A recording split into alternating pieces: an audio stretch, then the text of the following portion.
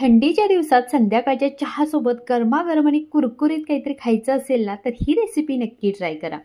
तर इथे मी काय केलंय, मीडियम साईजचा एक कांदा उभा पातळ कट करून घेतला. त्यात थोडंसं आलं किसून घालायचं.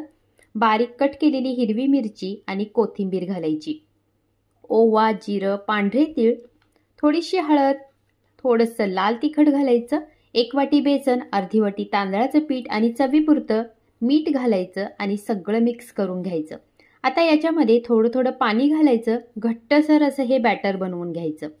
ब्रेडच्या तुकड्याचे मधोमध असे मी 2 काप करून घेतलेत. आता याला दोन्ही साईडने हे बॅटर लावून घ्यायचं आणि गरमागरम तेलामध्ये आलटी-पलटी करून ना छान याला कुरकुरीत होईपर्यंत तळून घ्यायचं.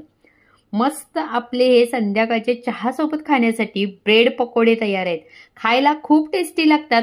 तर संध्याकाळच्या चहाबरोबर असे ब्रेड पकोडे नक्की ट्राय करा आणि लाईक, शेअर, सबस्क्राईब करा.